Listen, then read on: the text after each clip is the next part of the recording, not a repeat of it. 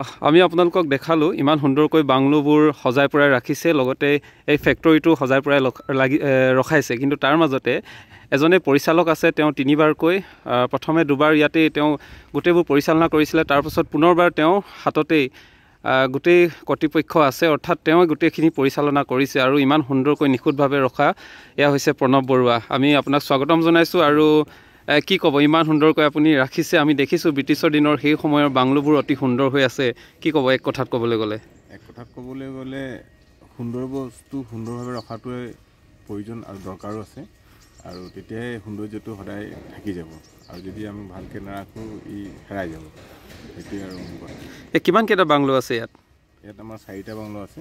হয়, তাৰে এটা আছে বিচলৰ বাংলো বুলি কয়, যিটোত নেকি আমি যিটো শুনা পাইছোঁ যে ব্ৰিটেইনত যিখিনি ল'ৰাই উৎপাত কৰে হেৰি কৰে, তেওঁলোকক ইয়াত শাস্তি হিচাপে পঠিয়াই দিয়ে আৰু ইয়াতেই তেওঁলোকে থাকি হেৰি কৰে। আমাৰ ইয়াত অলপতে আজি 10 বছৰমান আগতে এজন আহিছিলে, খুব বয়সস্থ মানুহ ইংলেণ্ডৰ পৰা। হয়, তেওঁৰ এনচিষ্টৰ পূৰ্বপুৰুষে ইয়াত কাম কৰি যোৱা এই বাংলোটো চাবলৈ আহিছিল।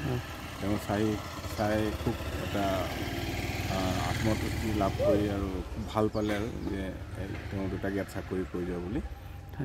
আৰু বাকী মোৰ যিটো মই থাকোঁ সেইটো 100 বছৰ পুৰণি বাংলো হয়, আৰু এতিয়াও চব অটুট হৈ আছে, খুব মজবুত আছে।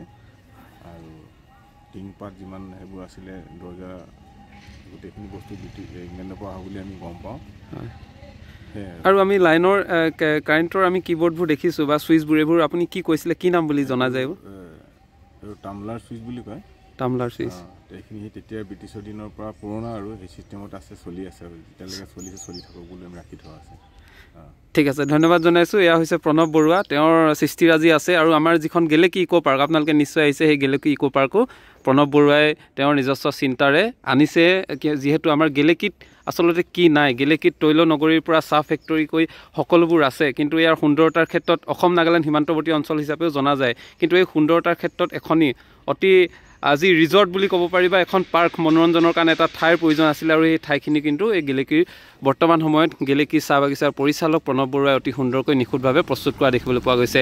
এয়া মই আপোনালোকক দেখাবলৈ চেষ্টা কৰিলোঁ। ইয়াত আপোনালোকে কেনে পালে জনাব, আৰু আপোনালোকৰ ঠাইতো যদি এনেধৰণৰ ব্ৰিটিছৰ যুগৰে পুৰণি কীৰ্তিচিহ্ন আছে বা সেইসমূহ সুন্দৰকৈ ৰখা হৈছে, তেনেহ'লে আপোনালোকে আমাক কমেণ্ট ছেকশ্যনত জনাব বুলি আশা কৰিলোঁ। ধন্যবাদ।